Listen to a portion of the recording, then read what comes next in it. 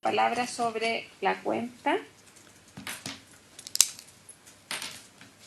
Si no hay palabras, vamos a pasar entonces al primer punto de la tabla, por favor, Magdalena. Bien, Presidenta. La tabla de hoy es para continuar el estudio del proyecto de ley en primer trámite constitucional. Su alcalde, señor Pablo Silva, y el concejal, señor Miguel González, que tengo entendido que va a exponer este último. Después lo vamos nombrando en la medida que les corresponda exponer, señora Presidenta. Okay, muchas gracias, Magdalena. Entonces vamos a continuar con el estudio del proyecto de ley de glaciares en su primer trámite constitucional. Había sido revisado por la Comisión de Minería y ahora estamos de nuevo en la Comisión de Medio Ambiente. Senador Durresti. Presidenta, no solo por un tema operativo, teniendo en consideración que están los invitados ahí en la conectados, ¿no será mejor despachar a los invitados y luego pasar a la ley de glaciares? Lo digo por un tema para no tenerlos esperando. Sí, senador Durresti, ellos vienen precisamente por audiencia respecto al mismo proyecto. Entonces le vamos a explicar de manera inmediata.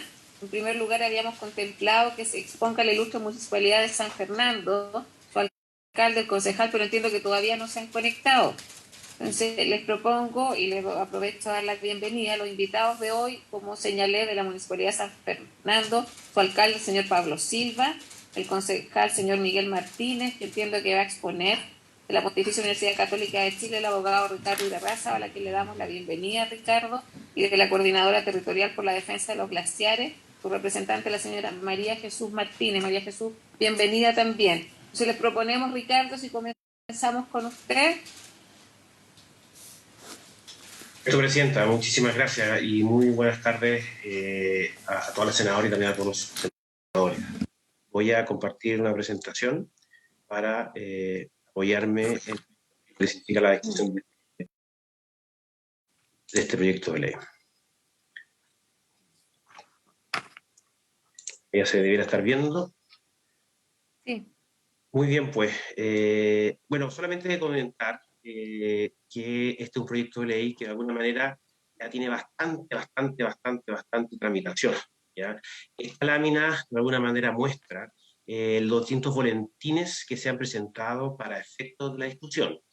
Y hago hincapié especialmente en este boletín, el 9364, que respecto a este boletín, el Poder Ejecutivo, en el gobierno de la presidenta Bachelet, presentó una indicación sustitutiva, que fue ampliamente discutida en su momento, especialmente por el exministro Pablo Badenier.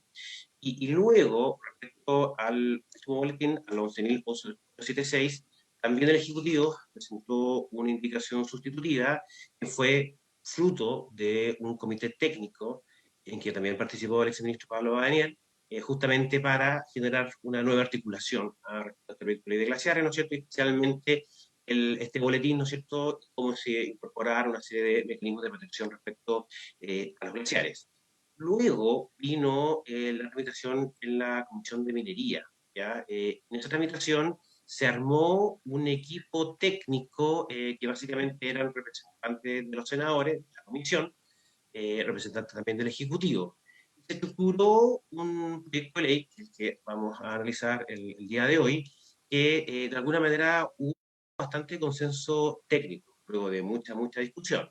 Y todas aquellas complejidades que tenían que ver con el boletín, que básicamente incorporaba lo que era la ley argentina de glaciares y la articulaba respecto a la situación chilena, se fueron zanjando de un punto de vista bastante técnico. De alguna manera yo quedé bastante contento con todo lo que fue esa tramitación. Desde un punto de vista de las políticas públicas, el proyecto de ley en realidad es bastante corto, ¿ya? Son básicamente 8 artículos y disposiciones transitorias.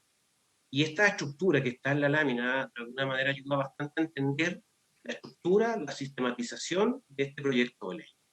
Con un artículo primero, que tiene que ver con las razones de la protección, un artículo segundo, que básicamente son las definiciones. Al final de estas de las definiciones, lo que existe justamente lo que se quiere proteger. Luego, la naturaleza jurídica de los glaciares, trayendo la disposición de la modificación al Código de Aguas. Luego, 4 artículos que tienen que ver con el cómo se protege aquello que queda definido en el artículo 2.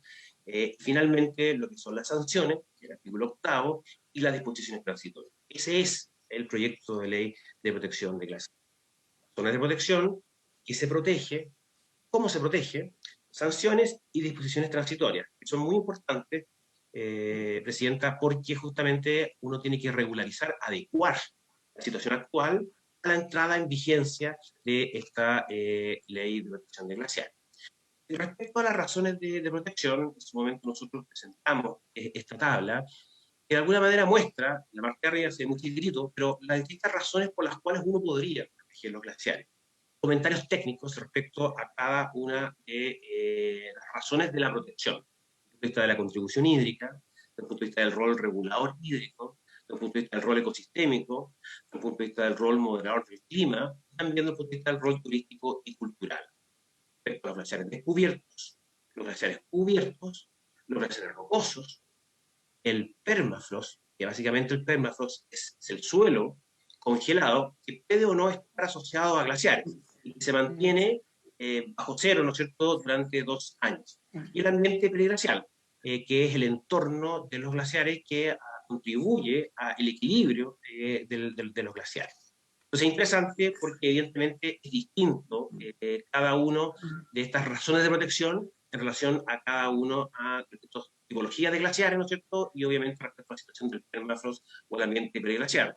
Desde el punto de vista de las políticas públicas, uno debería pensar frente a razones distintas, y evidentemente, que en algunos casos son mucho más relevantes que en otros, uno también debería entender distintos instrumentos de gestión ambiental que justamente busquen que estas potencialidades, ¿no es cierto?, que estas razones de protección puedan realmente concretarse. Y en segundo lugar,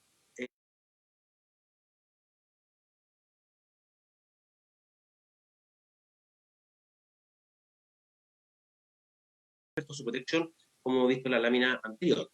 Entonces, uno puede tener un enfoque de área protegida. Sabe que acá, en este sector, se va a prohibir un enfoque, en realidad, de área protegida muy estricto, ¿no es cierto? Se va a prohibir cualquier tipo de actividad, ¿ya? Y básicamente es el enfoque de la ley argentina, ¿ya? Luego, uno puede tener una especie como de segundo nivel, sabe que ya para lo que es más relevante, enfoque de área protegida. Pero para la que quizás no es tan relevante, pero es importante, los glaciares, por un enfoque de gestión ambiental. Y ahí está el establecimiento del inventario de glaciares, la posibilidad de tener un sistema de evaluación de impacto ambiental fortalecido o robustecido, ya vamos a entrar un poquito en esa discusión. Luego, la posibilidad de incluir permisos ambientales sectoriales específicos, tratamiento de áreas buffer en los alrededores, etcétera, etcétera. Y obviamente uno también puede concebir un enfoque híbrido, o sea que tome lo que es el enfoque de área protegida y lo complemente con el enfoque de gestión ambiental, que en la práctica es la aproximación que toma este proyecto de ley que estamos analizando. En internacional, el único país que tiene una ley de glaciares es la ley argentina, que tiene un enfoque tanto de prohibición como de gestión, una lógica más bien híbrida, ¿ya? La mayoría de los países en realidad apuntan más bien a la gestión ambiental, ¿ya? Especialmente Estados Unidos, Noruega y Suiza. El caso de Canadá también tiene un enfoque híbrido, porque tiene ahí una declaratoria de un parque glaciar, con una especie de tipología especial de parque relacionado con glaciares y que obviamente tiene el enfoque de área protegida. Ahora, ese mismo cuadro que mostré respecto a lo que es la discusión de política pública, llevémoslo a lo que es el actual proyecto de ley en discusión. Respecto a las razones de protección, de proteger, cómo proteger, sanciones y disposiciones transitorias. Entonces, respecto a las razones de protección, la verdad es que el proyecto de ley abandonó la lógica de que únicamente se protege a los glaciares, sino que también se protege al ambiente periglaciar y al permafrost. Y ahí la discusión, bueno, cómo llevar adelante esa protección de la forma más adecuada posible respecto a las razones de protección que veíamos en la lámina anterior. Y también, de forma quizás accesoria, ¿no es cierto?, tiene que ver con los servicios ecosistémicos, la biodiversidad, regulación climática, provisión de agua para cuencas y reservas estratégicas de aguas. y se protege. El proyecto de ley actualmente protege todos los glaciares, en forma total, bajo una lógica de prohibición que está establecida en el artículo 5. Los glaciares descubiertos, que son aquellos que se ven, ¿no es cierto?, blancos. Los glaciares cubiertos, que son glaciares, pero tienen una cubierta de detritos, entonces, pero si uno va al lugar se da cuenta que efectivamente es un glaciar. Y también los glaciares rocosos.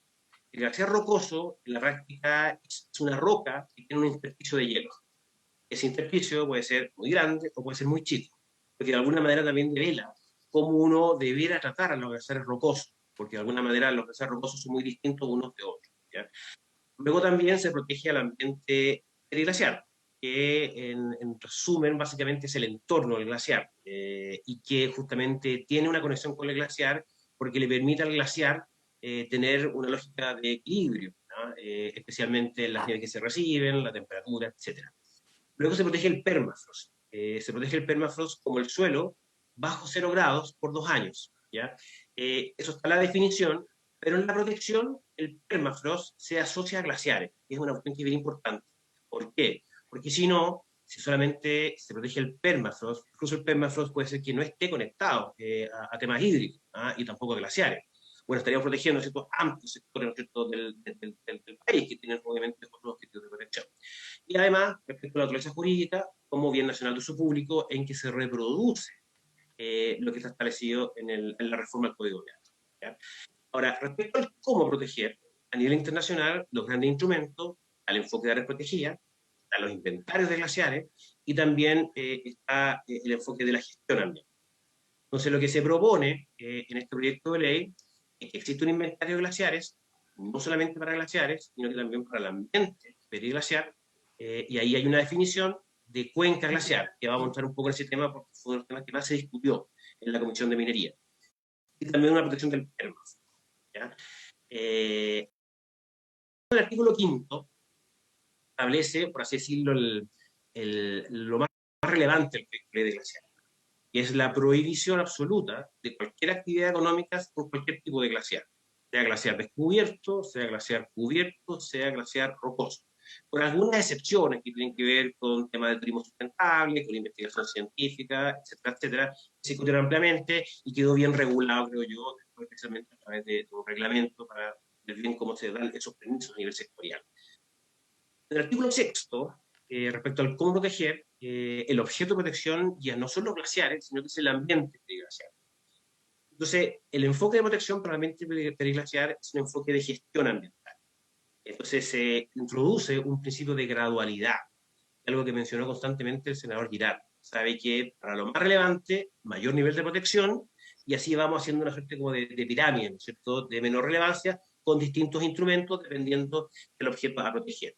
En el caso del ambiente periglaciar, y no es el glaciar, sino que es el entorno del glaciar, que permite el equilibrio con el glaciar, se establece una evaluación ambiental, pero no es exactamente la misma evaluación ambiental que está en la ley 19.300, sino que algo que denominamos un sistema de evaluación ambiental robustecido, ¿ya? Porque es el mismo de la ley 19.300, pero con alguna diferencia. En primer lugar, no se permite, dentro de la evaluación ambiental, de estudios de impacto ambiental, que generan impactos significativos, exista compensación con los glaciares. Sabe que hay un tema del ambiente periglaciar, ¿no es cierto? Entonces vamos a compensar, eso va a significar, en el fondo, eventualmente afectar a un glaciar. Por eso no se permite, ¿ya? Por mucho que después se genere un impacto positivo en otro sector. Y además, en el fondo, eso es un correlato, o se condice con la prohibición total del artículo 5 respecto a desarrollar actividades económicas en glaciares. Luego, que también es una preocupación tanto del senador Girardi como del profesor Matías Ortiz, se estableció un monitoreo tanto para los casos de los estudios de impacto ambiental, y ahí siempre hay un monitoreo bien robusto, pero también para las declaraciones de impacto ambiental. Y si eventualmente, y producto quizás de una mala evaluación ambiental, efectivamente se logra demostrar que hay algún tipo de impacto en glaciares, eso significará la paralización de ese proyecto y además una revisión de la resolución de calificación ambiental, tarea que asume la Superintendencia del Medio Ambiente. Luego, en el artículo 7, el objeto de protección, siguiendo esta lógica de gradualidad, luego de los glaciares, ambiente preglaciar, es el permafrost. Es un permafrost glaciar.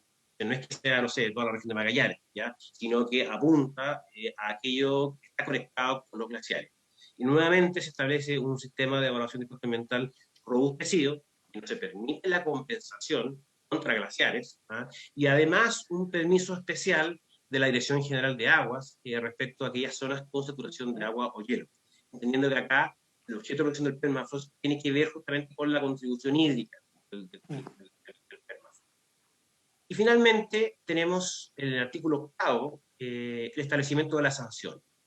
Aquí hay dos tipos. Una que es la sanción administrativa, que en general lo tiene la Dirección General de Aguas, salvo para todos aquellos casos en los cuales la Superintendencia del Medio Ambiente sea competente y tiene que ver con los instrumentos de gestión ambiental.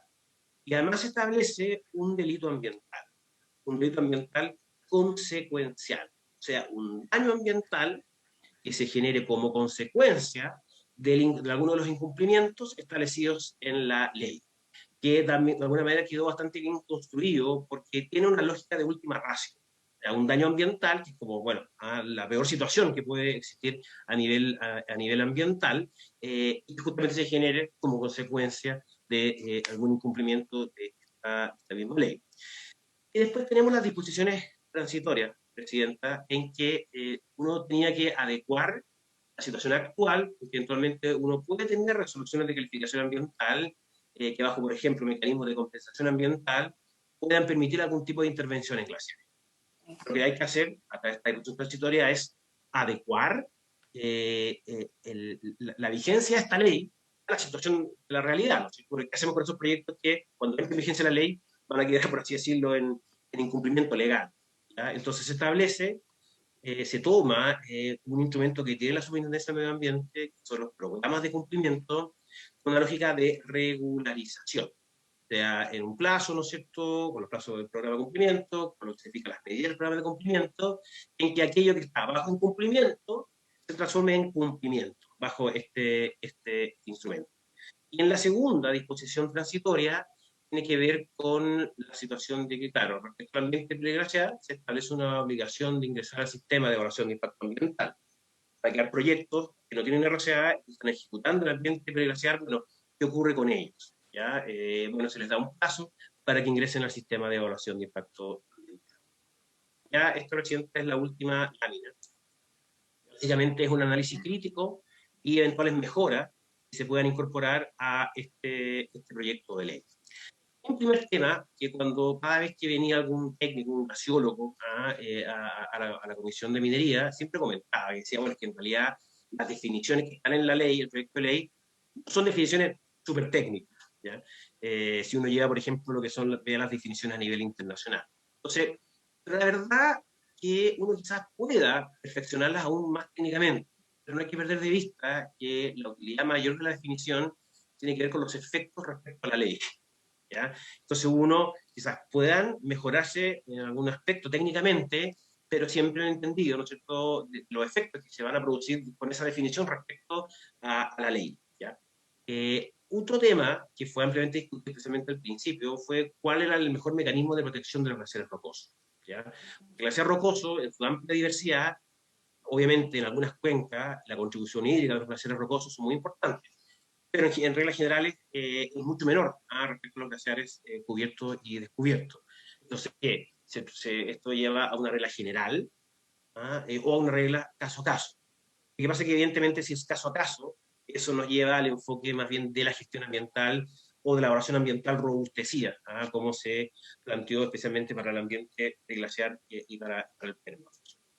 En tercer lugar, se dio una discusión, a propósito de una indicación, respecto a lo que es la cuenca glaciar. La cuenca glaciar, de alguna manera, es parte del ambiente peliglaciar, ¿ya? De hecho, en el actual proyecto de ley, como quedó aprobado, la definición de cuenca glaciar quedó incluida en el artículo 4 a propósito del inventario. Pero la cuenca glaciar, diríamos, es un subconjunto del ambiente peliglaciar. Un subconjunto, ¿por qué? Porque de alguna manera es toda la cuenca que tiene que ver con un glaciar específico, la morrena que está al frente, hasta las más altas cumbres. Es una lógica como de protección o de extender la prohibición del artículo 5, que es sobre el glaciar, extenderla a toda la cuenca hasta las altas cumbres.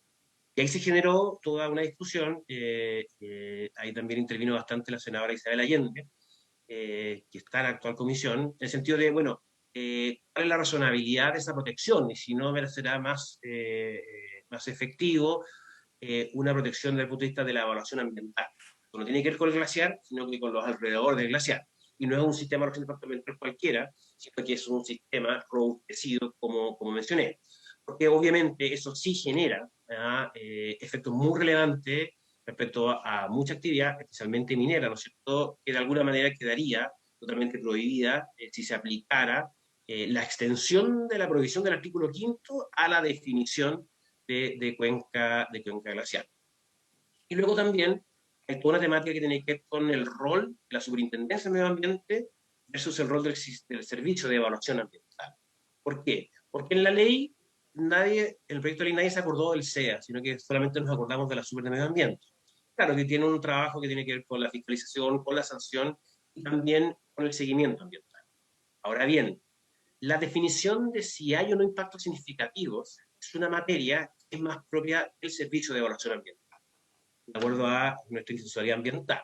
Ahora, ¿cómo se conjuga una cosa con otra? Bueno, básicamente a través del mecanismo de los informes, y ojalá que vinculantes, en que frente a una determinación, si hay un impacto significativo, por ejemplo, respecto a un proyecto que se evaluó ambientalmente y que empieza a generar impacto significativo, por lo tanto hay que paralizarlo y revisar esa resolución de calificación ambiental desde un punto de vista de competencial. Es fundamental que para que la Superintendencia del Medio Ambiente pueda actuar, lo haga con un informe vinculante del Servicio de Evaluación Ambiental. En cuarto lugar, el tema del permafrost, que también se discutió mucho, incluso por la prensa, ¿no es cierto?, como que se estaba atrás del permafrost quedando una prohibición de actividad en todo el país, bajo la lógica de quedar asociado a glaciares. Ese tema se sabe bien, creo yo. Luego también las sanciones y delitos, bajo la consideración y la articulación debida entre el rol de la Dirección General de Aguas y el rol de la Superintendencia de Medio Ambiente, y luego cómo quedó establecido el delito para una lógica de última ratio. También yo creo que quedó bastante adecuada la disposición. Y en las disposiciones transitorias, la verdad que el sentido de ellas justamente era la regularización, que es algo que también está en la ley argentina, especialmente respecto a la prohibición del artículo 5. ¿Ya?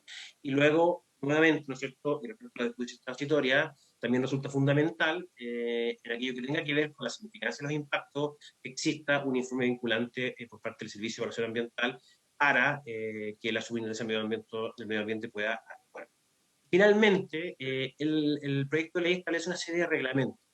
Hay uno del MOP, del Ministerio de Obras Públicas, y hay otro que tiene que ver con la Dirección General de Agua.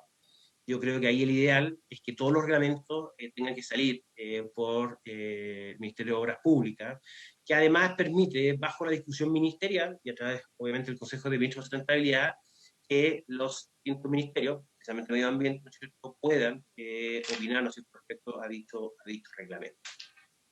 Eso sería, Presidenta, las principales observaciones respecto al proyecto de ley en discusión. Muchas gracias. Muchas gracias, Ricardo.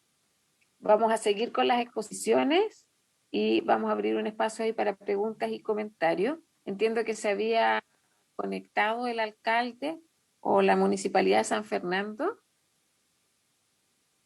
Le ofrecemos la palabra entonces a Miguel González, expositor ahí. Sí, estamos conectados, senadora Gerona Órdenes. Le queremos agradecer a nombre del municipio la generosidad de la comisión por permitirnos hablar, dirigirnos a ustedes. Yo no sé si estamos en condiciones de vernos en pantalla o no. Sí, no, lo vemos la presentación. Bueno, eso es lo más relevante que la presentación se vea, ¿no es cierto?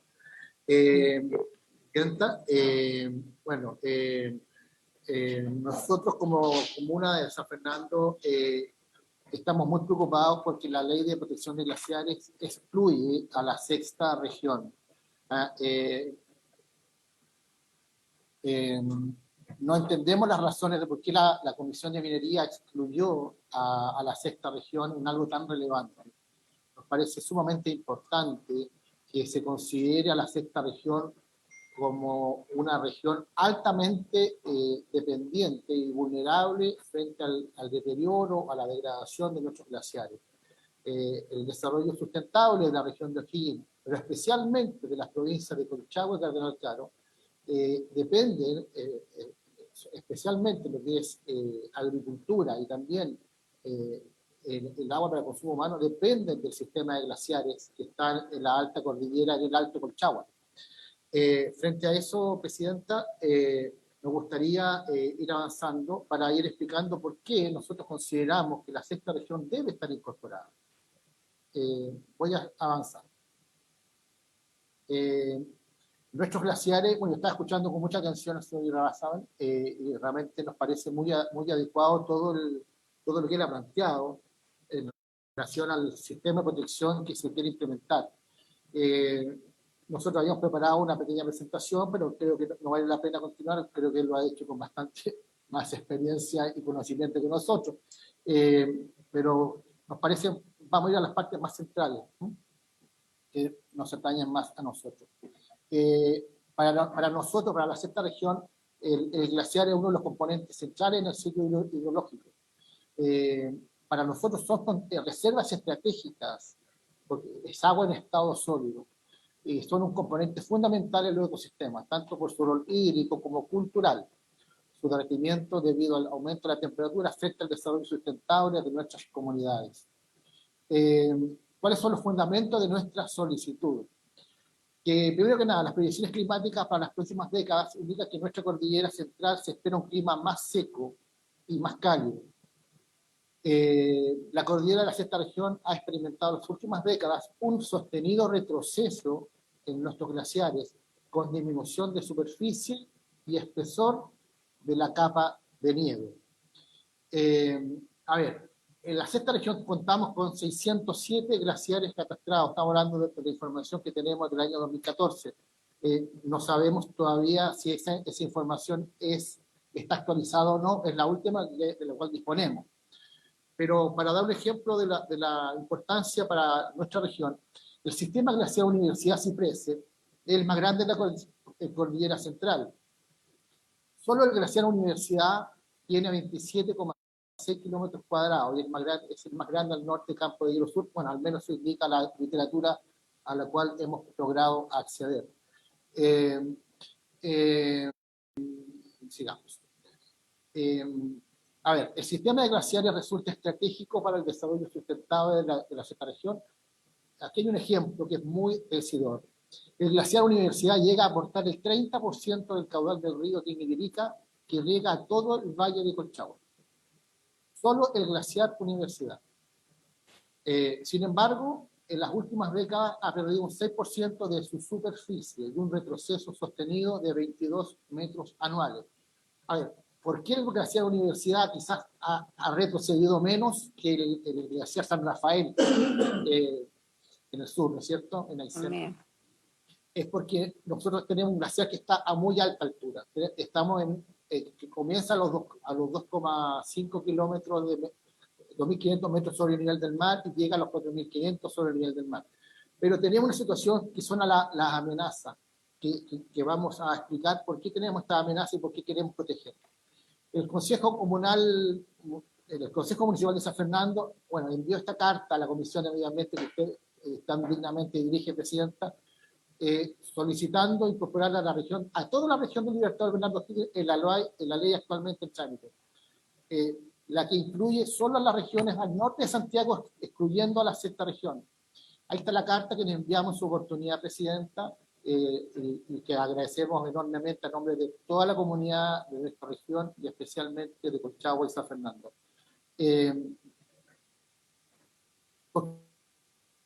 Porque además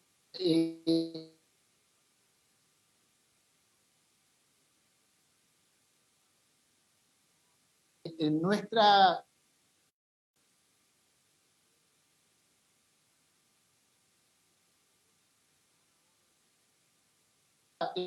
universidad, que es el sistema más grande de la cordillera central. Ahí están los fundamentos de la carta y seguimos avanzando. ¿Cuáles son las amenazas? La actividad industrial de alta montaña favorece la deposición de partículas absorbentes de la radiación solar y electromagnética sobre la nieve, aumentando la capacidad de absorber radiación solar infrarroja y con ello un deshielo acelerado. Actualmente no existe un marco de protección a los glaciares en la sexta región, teniendo amenazas que son distintas a las que existen al norte de la región metropolitana. Y ahí nos detenemos porque la Comisión de Minería no las consideró. ¿Cuáles son las amenazas distintas, presidente? Hoy tenemos una red extensa de caminos para los proyectos hidroeléctricos. Y esto ha favorecido la actividad industrial de alta montaña. Ha permitido un mejor acceso a los inversionistas que están explorando minería ahí, y también al turismo, y también a la inversión inmobiliaria. Esta extensa red de caminos es porque tenemos 7 hidroeléctricas hoy día, solamente en la comuna de San Fernando. Y se encuentran muy cercanas al perímetro glaciar. Como ejemplo, y lo vamos a demostrar con una fotografía ahí, el embalse de Hidrochile y la central de San Andrés se localizan a 2.000 metros de los glaciares Universidad y el glaciar Manque, respectivamente. Ahí está, hay una fotografía sobre una zona que ha sido intervenida, pero uno ve el glaciar al fondo, el comienzo del glaciar, el primer escalón, como se puede llamar. Pero si uno ve la instalación que tiene Hidrochile ahí, está en el ambiente periglacial, actualmente. O sea, lamentablemente el glaciar Manque no se ve a la izquierda, pero algo se ve. Al fondo se ve el glaciar Universidad. Ese glaciar Universidad después llega al glaciar Cortaderal, al glaciar Paloma y al glaciar Cipreses, que llegan hasta la comuna de Machalí. Es un sistema es un sistema continuo de glaciar. Y aquí tenemos una de las hidroeléctricas que realmente con los caminos existe una gran cantidad de camiones que circulan diariamente por ahí, aumentando la polución. Y hoy día eso está en el sistema periglacial, o en el ambiente periglacial, para ser preciso. A ver, algunos antecedentes de la zona glaciológica centro. La Universidad, ahí está la actitud que habíamos promedio, 3.376 metros promedio, el espesor 162 metros promedio, está volando un glaciar muy grande, y ya ha tenido este retroceso que ya nos ha hecho perder un 6% de nuestra área. Hemos retrocedido 1.400 metros, de acuerdo a la última información de la cual disponemos. Y un 6% del área se ha perdido. Ahí está la segunda parte del glaciar que ya comienza a crecer, y ahí vamos ya hacia el norte, para hacerlo más gráfico. El glaciar Manque está a la mano izquierda. Esa es la zona media. Eso desde la foto aérea. Y es un glaciar Manque que también es muy grande. Bueno, son muchos los glaciares que hay en la zona, pero estos son los más conocidos, los más grandes, los que además hoy día hay mucha excursión, mucha intervención humana por el tema turístico también, por lo tanto urge también regular eso. Acá llegamos al glaciar Cortaderal, que ya estoy ya en el límite con la comuna de Machalí, por eso que también la ley no tan solo debe proteger a una comuna, también debe proteger al resto de las comunas, no hay un límite prácticamente entre un glaciar y otro. No hay un límite, no hay jurisdicción, ¿no es cierto? Este es el volcán Palomo, que también tiene un sistema de glaciares muy, muy grande, que está unido al glaciar Cipreses. El sistema glaciar Universidad Cipreses está presionado por la actividad de alta montaña, presidente. Hay extracción minera por el norte, ahí está toda la extracción minera del Teniente. Hay generación hidroeléctrica por el sur, y hay intervención turística en toda su extensión. La mayor defensa que tenía este sistema era que era inaccesible, pero hoy esto ha quedado expuesto por la extensa red de caminos y el alto flujo vehicular en la actualidad. Ya hemos mencionado anteriormente que el sistema de glaciares depende del agua para consumo humano y el regadío agrícola de Colchagua, de la provincia de Cachapoal y de Cardenal Caro. Tanto el sistema glaciar Universidad Cipreses como la red de glaciares de menor tamaño en toda la cordillera central hoy son vulnerables al cambio climático antropogénico. Es muy fácil acceder, presidente.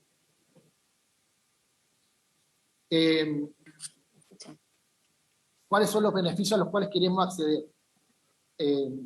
Las prohibiciones específicas y los permisos ambientales sectoriales. El artículo 6º de la ley establece un sistema de protección periglaciar. Hoy día, ya como lo mencioné anteriormente, Presidenta, ese sistema está vulnerable. Hoy día hay faenas en el sistema periglaciar. Si esta ley estuviera vigente, claramente podrían iniciar sanciones o también hacer un estudio de impacto ambiental que permita retrotraernos al inicio del proyecto, al menos protegerlo debidamente de acuerdo a la intervención del hombre. Y también el tema de las infracciones que creo que también, o creemos, perdón, deben ser consideradas porque San Fernando está muy vulnerable a haber infracciones y delitos ambientales. Respecto al área periglaciar, estaría protegida por esta ley, lo que hoy tiene riesgo de degradación por la acción industrial en la montaña. Y con esto terminamos, Presidenta. Hoy día existen faenas industriales en las áreas periglaciares. Eso sería la presentación que tenemos de acá, de San Fernando, la comuna de Colchagua, capital de Colchagua, y queremos agradecer, Presidenta, la oportunidad de dirigirnos a ustedes y también ojalá que se permita proteger nuestros glaciares, porque nuestro desarrollo sustentable depende de esta ley. Muchas gracias. Le agradecemos ahí a la Municipalidad de San Fernando, un saludo muy afectuoso y agradecemos la exposición del señor Miguel González.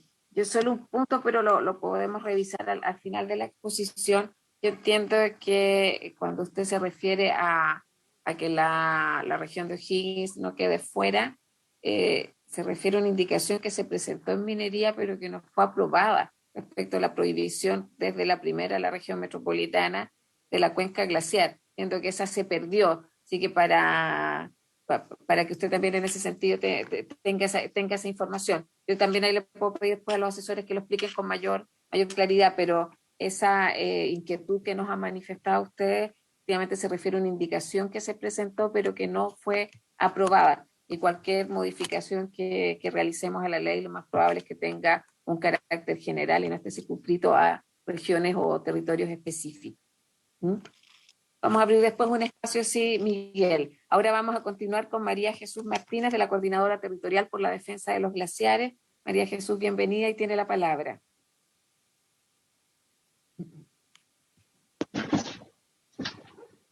Buenas tardes.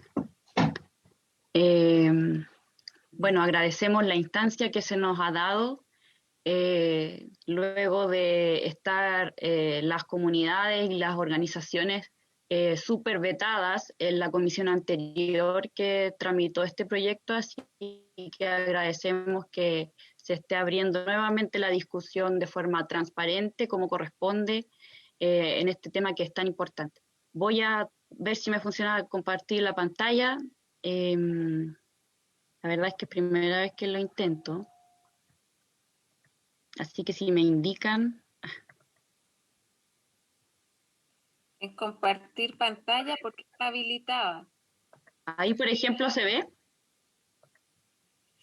No, María Jesús.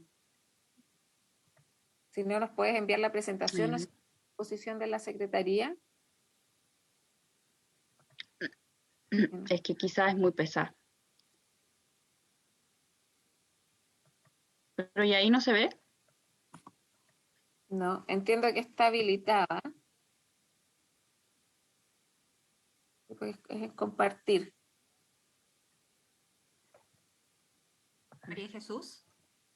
Ahí, ok. Carolina, por ¿Sí? favor. María Jesús, ¿tienes el archivo abierto que quieres compartir? Sí. Porque como te indica la presidenta Sí. de la comisión, cuando tú vas a compartir pantalla, se abre una ventana extra y ahí te salen tus archivos y tú eliges el que quieres compartir en esta reunión. ¿Te sale esa función?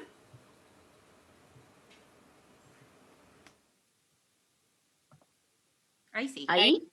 Ahí sí. ¿O no? Ahí Está sí, ahí has a empezado a compartir. compartir la Ya, función de pantallas, ahí de compartir pantalla. Ahí se ve ya la presentación. Perfecto. Ahí estamos. Ya, súper. Ya, muchas gracias por la ayuda. Bueno, como les decía, somos la Coordinación de Territorios por la Defensa de los Glaciares y a continuación vamos a presentar un análisis comunitario colectivo sobre el proyecto de ley en cuestión. Yo creo que para todos la demanda de la protección de los glaciares se remonta, o más bien tenemos el imaginario de que se remonta a la lucha por la protección de los glaciares a partir de la lucha que da la Asamblea por el Agua del Huasco Alto en torno al proyecto Pascualama. Esta es una demanda, junto con la demanda de la desprivatización del agua, de la derogación del Código Minero, de la derogación del Código de Aguas, mucho arraigo dentro de todas las comunidades que sufren los impactos del extractivismo y de este sistema neoliberal que solamente ha socavado la vida de las comunidades y por supuesto, los ecosistemas. Bueno, hay cosas que no voy a profundizar porque ya las tenemos súper claras. Sabemos que Chile concentra la mayor cantidad de glaciares de la región sudamericana de nuestro continente y de que buena parte de la población del país se sustenta del agua que proviene de las zonas altoandinas, que es donde habitan los glaciares. Todas las regiones del país tienen glaciares, por lo tanto estamos hablando de que es un territorio sumamente importante y de gran relevancia en términos de sustento hídrico para la población y el equilibrio ecosistémico. Solamente para afianzar el contexto que ya algo mencionó el alcalde de San Fernando, hay un reconocimiento de que el cambio climático es antropogénico, que tiene un origen antrópico, y esto también se está reconociendo ya que tiene una bajada en términos de que hay responsabilidades empresariales en este cambio climático antropogénico. Eso también lo aborda y lo reconoce la UNESCO en su Atlas de Glaciares que fue publicado hace unos años atrás. Y dentro de las proyecciones que muestra este atlas, se ve claramente cómo nuestra zona sudamericana se va a ver sumamente afectada por el cambio climático, y eso repercute en que vamos a tener un aumento en las temperaturas y una disminución de las precipitaciones. Por lo tanto, estamos ante una situación en donde la disponibilidad de agua se va a ver cada vez más reducida. Solamente también para mencionar que también el informe del IPCC, que sabemos que ustedes lo revisaron ayer en la sesión pasada, establece también y reconoce y hace una hincapié súper importante en cómo se están viendo los sistemas de montaña afectados por este cambio climático antrópico que generan las empresas que están presentes en los territorios y en nuestros territorios también. Y que los Andes se están viendo profundamente dañados y que esto tiene orígenes locales con efectos globales. Solamente también para seguir contextualizando, los últimos informes o los últimos estudios de la Universidad de Chile reafirman lo que también están viviendo las comunidades, y lo menciona también el alcalde recién, los glaciares de la zona central se están viendo sumamente afectados por esta situación, y es súper importante mencionarlo porque los glaciares de la zona central son importantes para el suministro de agua, alimentan los acuíferos y a los ríos en las estaciones secas, y se está hablando de que están aportando hasta el 60% de los caudales de los ríos en los valles centrales. Esto lo reconoce incluso el Comité Científico Asesor de la COP hace 2 años atrás. Y particularmente un estudio que realizó Sebastián Crespo, que también estuvo presente en esta comisión, cuantificó cuál es el aporte del sistema glaciar junto al agua subterránea al río Concagua, y esto llega a aportar entre el 66% y el 73% del caudal total en la temporada seca, que sabemos que se extiende cada vez por más meses. Bueno, yo creo que para nadie es sorpresa esta terrible situación que estamos enfrentando, de las 346 comunas del país, hay 104 con decretos de escasez y los territorios están viendo sumamente afectadas sus formas de vida tradicionales, los ecosistemas están muriendo y por eso creemos que la protección de los glaciares es una garantía de los derechos fundamentales más básicos, de los derechos humanos y de la vida de los ecosistemas y de la biodiversidad que sabemos que están profundamente relacionadas en términos de salud. La salud humana comunitaria depende de la salud de los ecosistemas. Y aquí es imposible abstraerse de la primera presentación del señor Ricardo Irarrázaval, que quizás en esta comisión particularmente es primera vez que expone, pero nosotros lo venimos escuchando ya, ha estado muy presente en la tramitación pasada, como asesor del gobierno, también como asesor de, en su momento, de algún senador. Recuerdo que puede haber sido del senador García Huidobro, sí, del senador García Huidobro, y algunos hitos que queremos resaltar es que, bueno, los comités parlamentarios acordaron que el primer filtro de este proyecto, lamentablemente, era el paso por la Comisión de Minería y Energía, que tal como también lo afirmaba el alcalde, son las principales industrias que hoy destruyen glaciares, y si me permiten el tiempo después vamos a ver el listado de los proyectos que hoy tienen resolución de calificación ambiental vía sistema de evaluación de impacto ambiental, con la posibilidad de emplazarse en las áreas glaciares.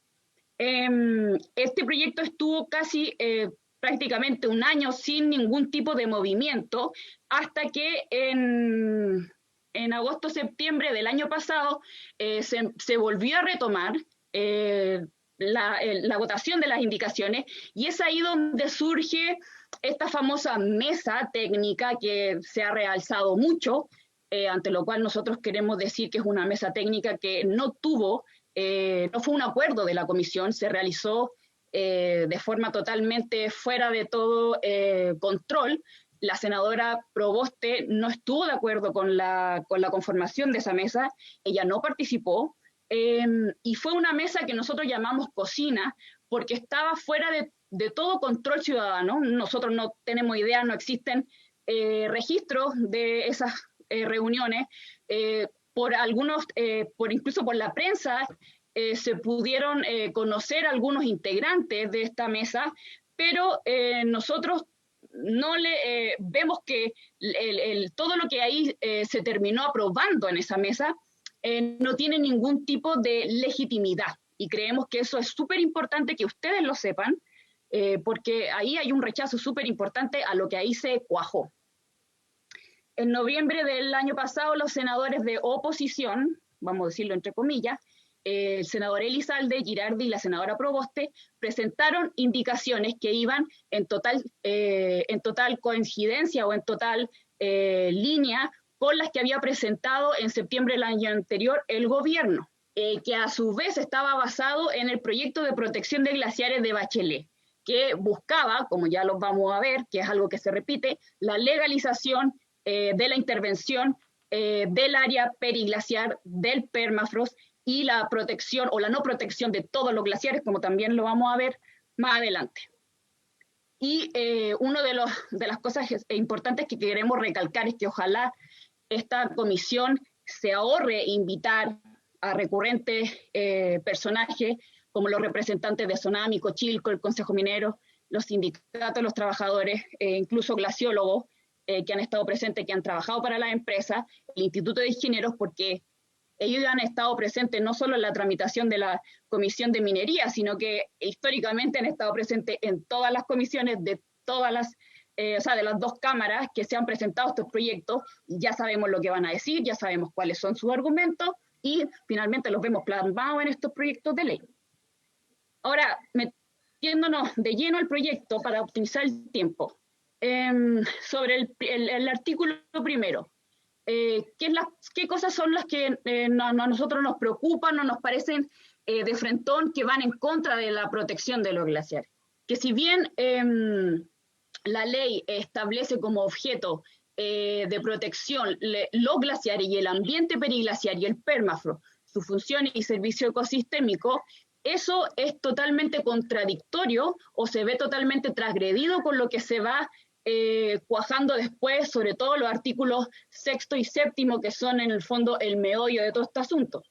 Se perdió un concepto sumamente clave en la tramitación, en la votación de las indicaciones, que es el concepto de preservación. Ese concepto quedó fuera y nosotros creemos que es súper importante que esté presente porque además, o sea, apunta a la intocabilidad de procesos, además de que son sumamente importantes en la estabilidad de los glaciares y también porque apuntan a ciertos elementos como por ejemplo la mantención de los procesos geológicos, geomorfológicos, que los glaciares están, o sea, que son participantes y tienen un carácter relevante dentro de estos procesos.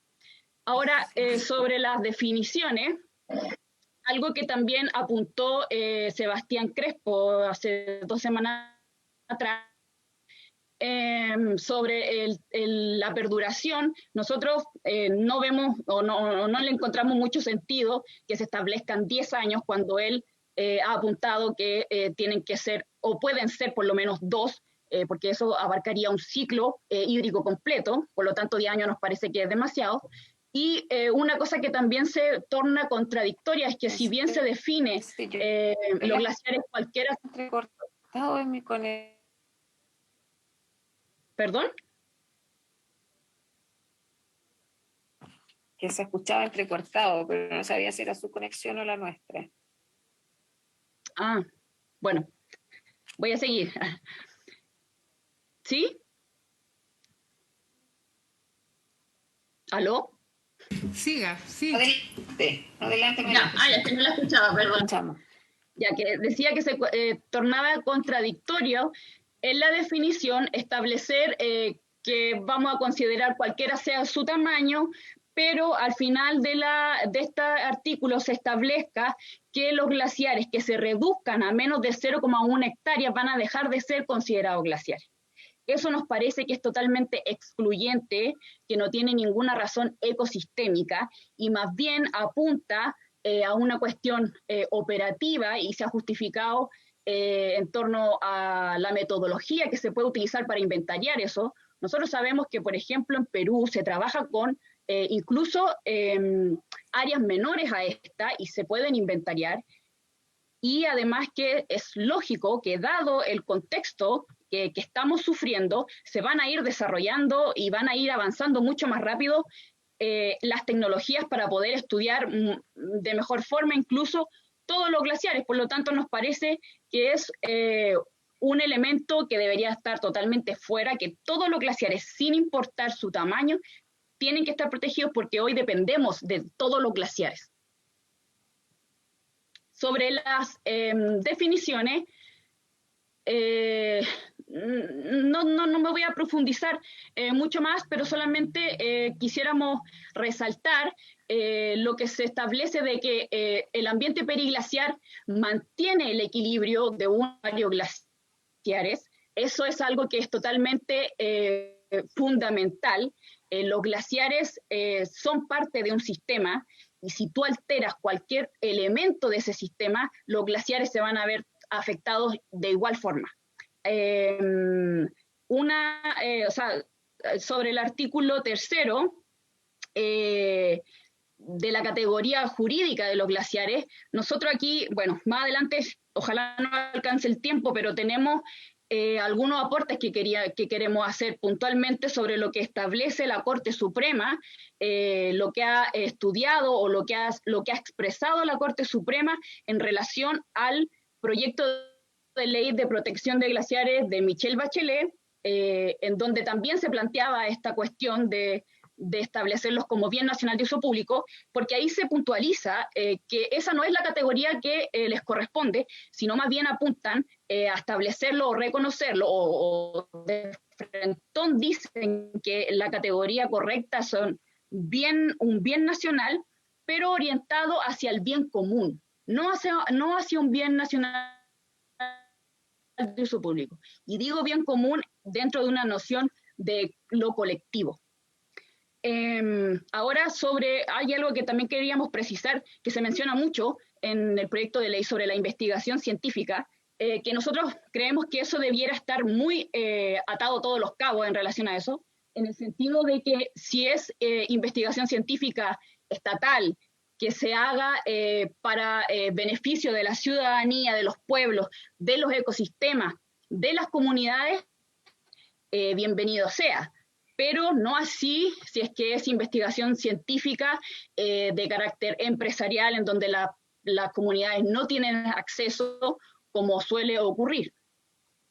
Sobre el artículo 4, nosotros no entendemos muy bien por qué, si a pesar que se establece una definición de ambiente periglaciar, que incluso, como lo pueden revisar, apunta a la área de transición entre la presencia de los glaciares y donde ya no están, que es algo que a nosotros nos parece muy interesante, se tienda a preferir o operativizar el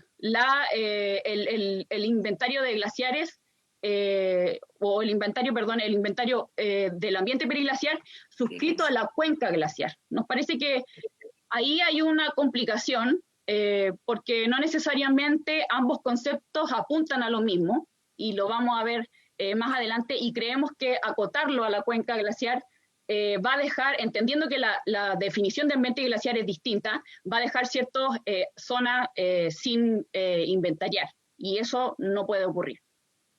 Ahora, sobre la actividad una cosa que también queríamos resaltar, que salió a la luz de la tramitación pasada, es que en los inventarios hay que establecer también ciertos límites y ciertas prohibiciones, porque a nosotros no nos parece, por ejemplo, que el Serna-Geomin haya tenido un convenio con la consultora BGC, que es una consultora en donde Pablo Weinstein tiene participación, que es el glaciólogo que trabajó para Barrick Gold en el proyecto Pascualama, incluso fue a testificar a favor de la empresa, inventariando además el permafrost para el Serna-Geomin, porque eso además no tiene un carácter de control ni público. No nos parece que es lo más idóneo. Para eso pueden estar las universidades, pero no nos parece que las consultoras privadas tengan que cubrir algo que de por sí debería estar garantizado por el Estado. Y lo decimos porque en el actual Inventario Nacional de Glaciares, que todavía no está publicado y que se viene trabajando, y que lo anunciaron incluso que iba a ser publicado en el contexto de la COP, y todavía estamos esperando, se llamó a participar de este inventario a empresas mineras para que contribuyeran con y para que fueran revisoras de este inventario. Algo que a nosotros nos parece que no tiene ningún criterio, y de hecho cuando lo consultamos no había ningún criterio para invitar a quien quisieran invitar. Entonces eso a nosotros nos parece que tiene que tener un control sumamente estricto. Ahora, sobre las actividades prohibidas, como les decíamos, la investigación científica, siempre que contribuya al bien común, que sea pública, estatal, bienvenida sea. El turismo y las actividades deportivas sustentables, creemos que también a eso hay que ponerle mucho ojo, porque no necesariamente son inofensivas.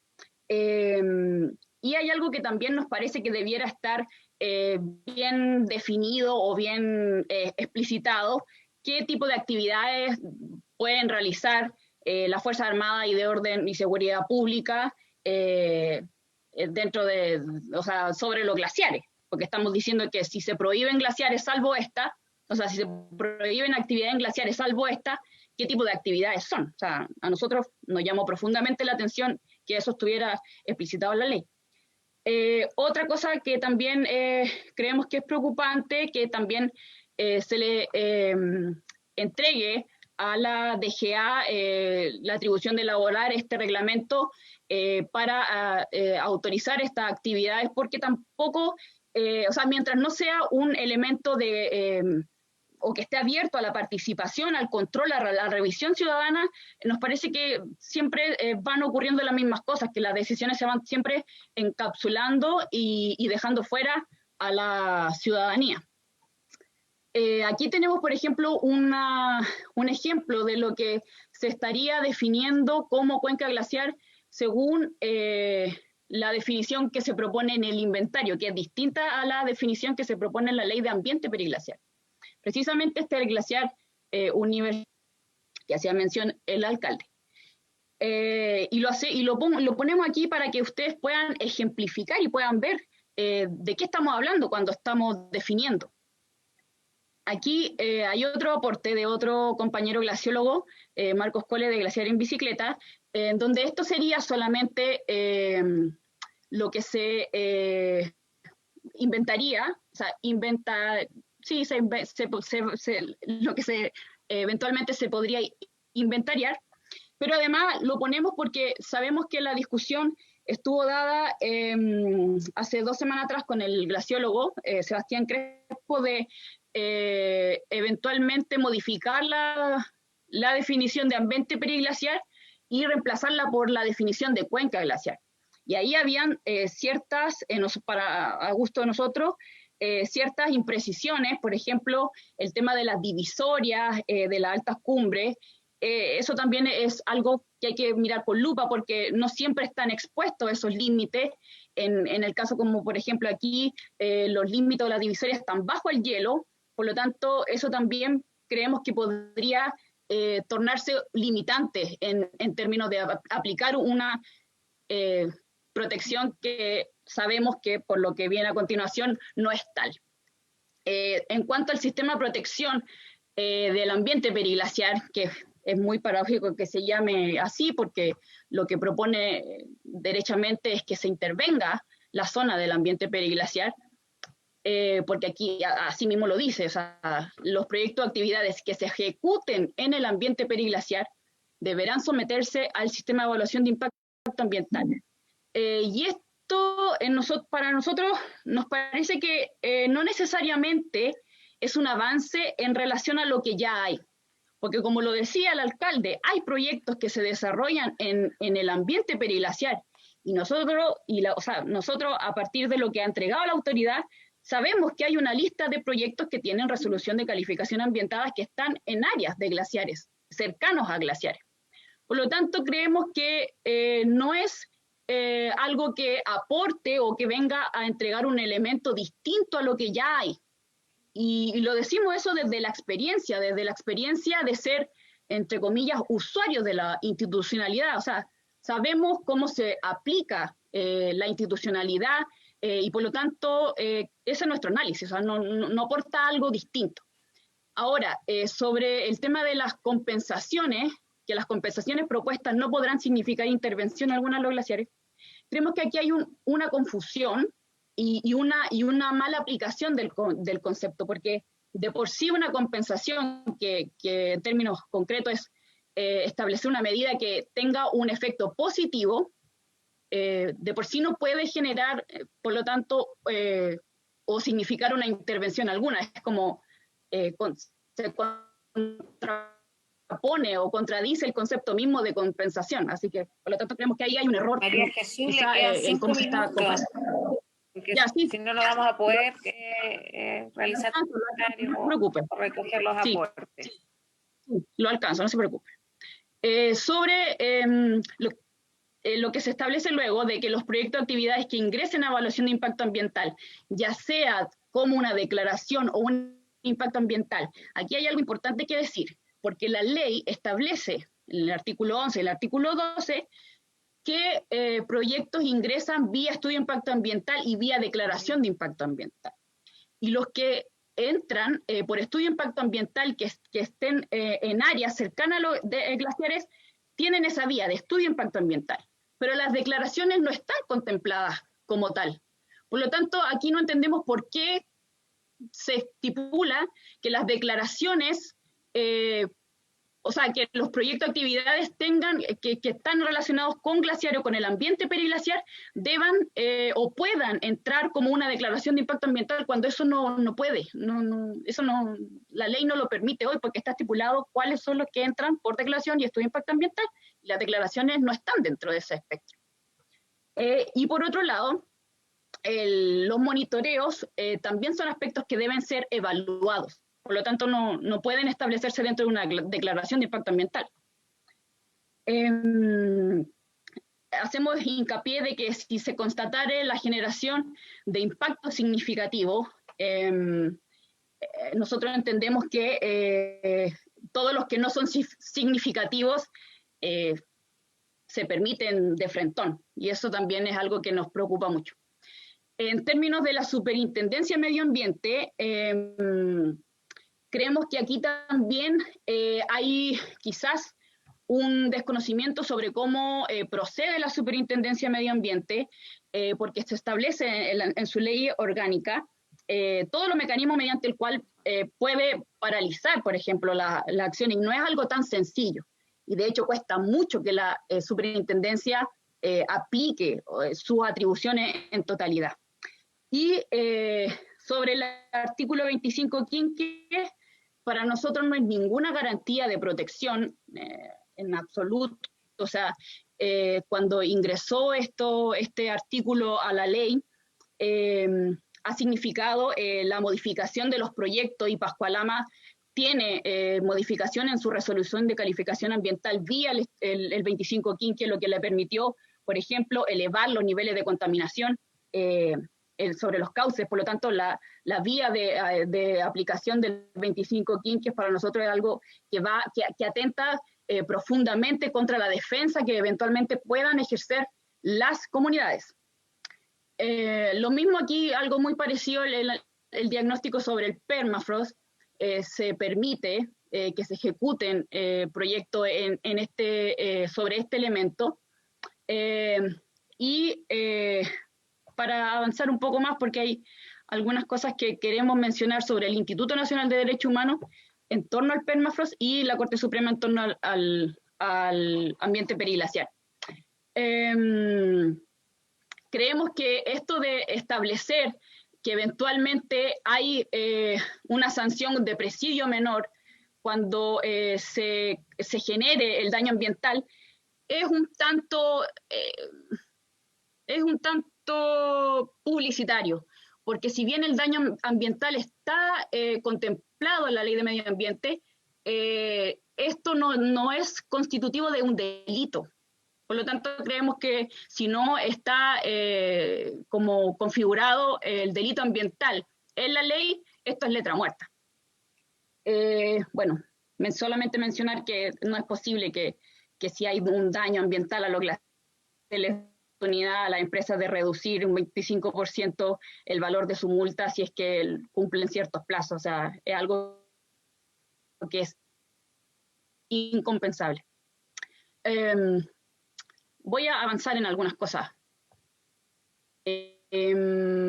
Aquí, sobre el INDH, en el marco de la tramitación del proyecto de ley de desprotección glaciar que llamábamos nosotros de Michelle Bachelet, el Instituto Nacional de Derechos Humanos emitió un informe sobre este proyecto, y ahí hizo un hincapié súper importante de que desde una perspectiva de los derechos humanos, el devenir de los glaciares impacta en el goce y ejercicio de diversos derechos, especialmente porque aquellos son la principal fuente permanente de agua.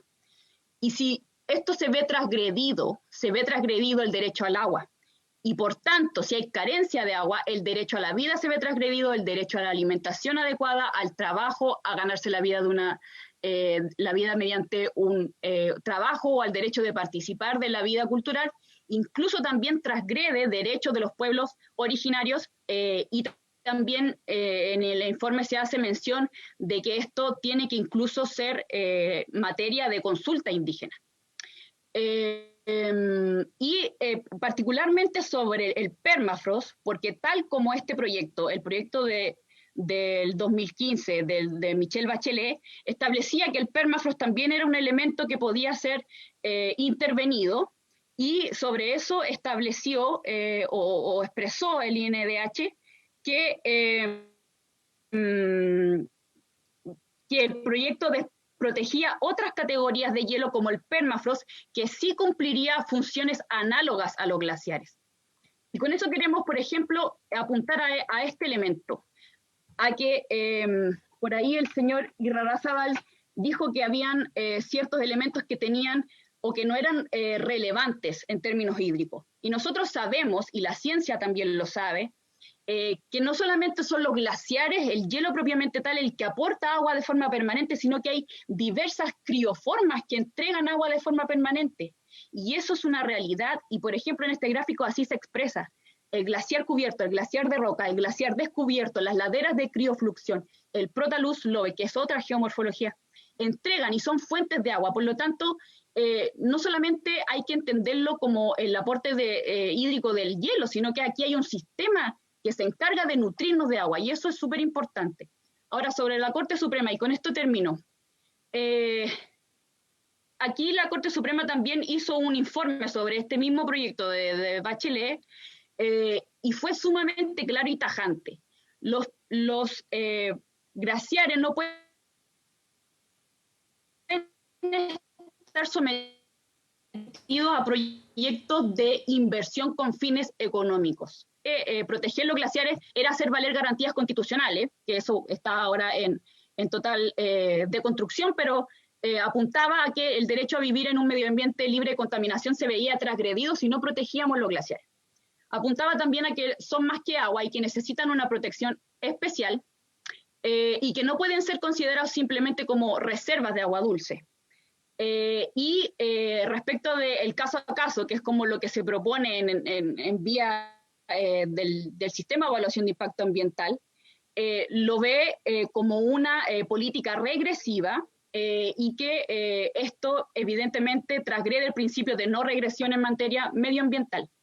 Dice también que no debiera permitirse estudio de impacto ambiental bajo ningún caso, y aquí lo destacamos, en el entorno de los glaciares o en el ambiente periglaciar, y que incluso en términos puntuales, ahí pone en cuestión el tema de aplicar los estudios de impacto ambiental sobre estas zonas y sobre los glaciares y sobre el permafrost.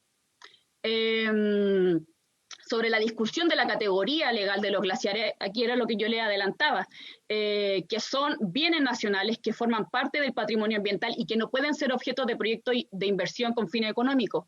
Forman parte del patrimonio ambiental de Chile, de una categoría corresponde a la de bienes nacionales. Y hasta ahí voy a dejar, hay varias otras cosas que me gustaría mostrarles, pero si hay tiempo lo podemos ver. Hay algunos casos en donde sería interesante revisar la lista de los proyectos que hoy tienen resolución de calificación ambiental, que es una lista que emitió la Superintendencia de Medio Ambiente, y también los proyectos de sondaje, lo que dice la Estrategia Nacional de Glaciares sobre eso. Y a nosotros agradecemos la presencia aquí del alcalde, porque hemos trabajado mucho para que se visibilice que no solamente el sustento de los glaciares, sino también la construcción de centrales hidroeléctricas en la alta montaña, como en el caso de la central de Hydro-Pacific de San Andrés, pero también la central hidroeléctrica Alto Maipo. Y eso son proyectos aprobados vía institucionalidad ambiental, y que la misma Estrategia Nacional de Glaciares establece qué acciones en la construcción de ambas industrias generan efectos en los glaciares. Eso, muchas gracias. Muchas gracias, María Jesús. Ofrezco la palabra. Bueno, claramente estamos en un espacio ahí de audiencias, porque entendemos que este proyecto de ley tiene espacio para mejoras y obviamente perfeccionamiento. Sí le hemos dado urgencia en la discusión en la comisión como una definición, porque creemos que Chile ya no puede estar sin una ley de glaciares. Las mociones que se han presentado durante largo tiempo no han logrado sortear ni siquiera el primer trámite constitucional, y lo que vamos a hacer efectivamente es que tengamos una mirada integral y no territorializado, como era la inquietud también de San Fernando.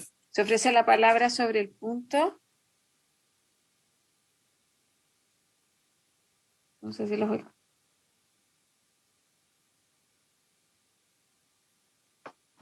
Le pido a la Secretaría Ejecutiva que las presentaciones queden a disposición también de los senadores, porque hay varias sugerencias, hay recomendaciones y también aportes para el debate que vamos a tener ya en particular. Le quería pedir a Matías Ortiz, que es asesor legislativo, para que responda en especial la consulta que nos hicieron de San Fernando, para que no quede con duda que quedaría una región excluida. Y Matías, por favor, a responder ahí a la municipalidad. Gracias, Presidenta, por su intermedio. Voy a prender la cámara.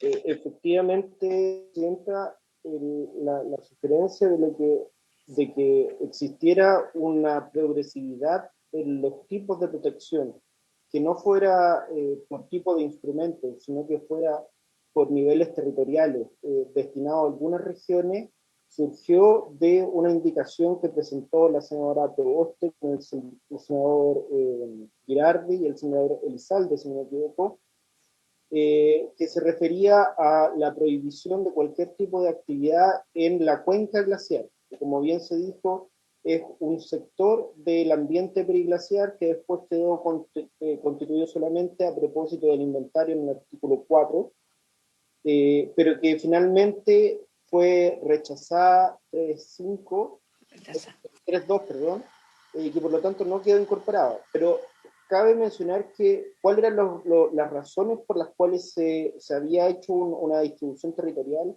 era precisamente en base al informe de la mega sequía que establecía algunas regiones que iban a tener un impacto más significativo. En su oportunidad se dijo que estas llegaban hasta la 7ª región del Maule, pero posteriormente en la misma discusión se mencionó que habría algún nivel de discrecionalidad en establecer ciertas regiones un nivel de protección y que sería de hecho odioso para otras regiones no tener el mismo nivel, por lo que se menciona que de quedar aprobada esa indicación debería incorporar todo el territorio nacional.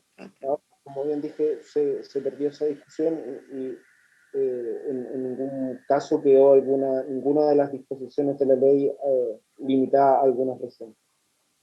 Eso es lo que puedo informar. Muchas gracias, Matías. ¿Se ofrece la palabra? Presidenta. Sí, Miguel, ¿no? Tiene la Miguel, palabra. concejal de San Fernando. Bueno, realmente las explicaciones normativas de Martín nos dejan muy satisfechos, muy contentos de que nos pueda dar una discriminación de la región de Chile para la protección de los glaciares, y le agradecemos mucho haber aclarado este punto, que lamentablemente desde la Comisión de Minería no quedó suficientemente claro. Quizás cuando enviamos la carta a su Comisión de Medio Ambiente, Presidenta, aún no estaba claro ese tema, así que agradecemos mucho esta intervención. Muchas gracias, concejal. Nosotros le agradecemos ahí también por poner la perspectiva desde los territorios y desde lo local. Así que, bueno, los invitamos a que sigan también la revisión que estamos realizando en la comisión de las indicaciones.